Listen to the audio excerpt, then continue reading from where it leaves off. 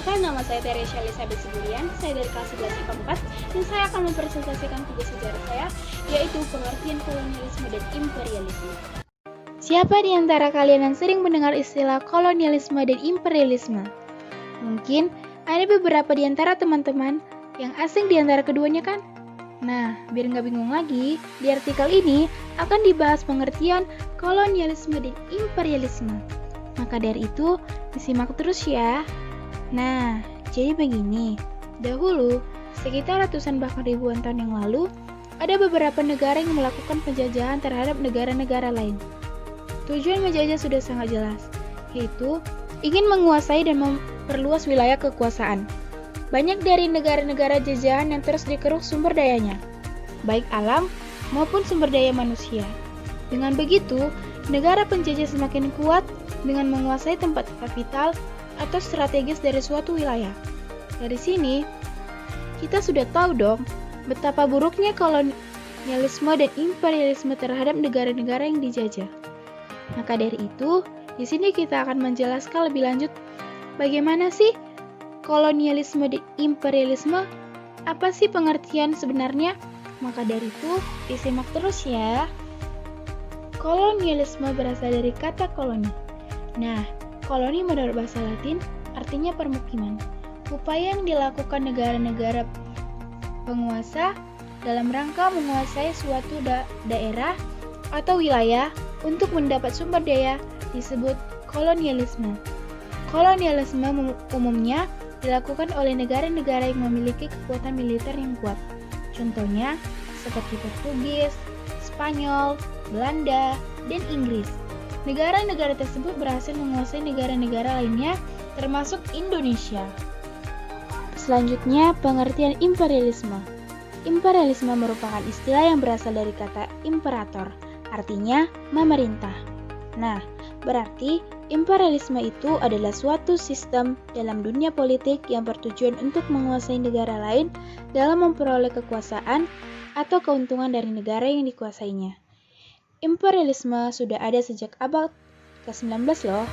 Pada awalnya, dicetuskan oleh Benjamin Disraeli yang merupakan Perdana Menteri Inggris saat itu. Imperialisme dibagi menjadi dua, yaitu berdasarkan waktu dan tujuannya, yaitu imperialisme berdasarkan waktunya. Pertama, imperialisme kuno, atau disebut juga ancient imperialism. Inti dari imperialisme kuno adalah semboyan gold, gospel, dan glory, atau kekayaan, penyebaran agama, dan kejayaan. Suatu negara merenggut negara lain untuk menyebarkan agama, mendapatkan kekayaan dan menambah kejayaannya. Imperialisme ini berlangsung sebelum revolusi industri dan dipelopori oleh Spanyol dan Portugal. Kedua, imperialisme modern, atau disebut juga modern imperialism. Inti dari imperialisme modern ialah kemajuan ekonomi. Imperialisme modern timbul sesudah revolusi industri. Industri besar-besaran atau akibat revolusi industri membutuhkan bahan mentah yang banyak dan pasar yang luas. Mereka mencari jajahan untuk dijadikan sumber bahan mentah dan pasar bagi hasil-hasil industri. Kemudian juga sebagai tempat penanaman modal bagi kapital surplus. Imperialisme berdasarkan tujuannya. Pertama, imperialisme politik untuk menguasai seluruh kehidupan politik suatu negara. Kedua, imperialisme ekonomi untuk menguasai sektor perekonomian negara lain.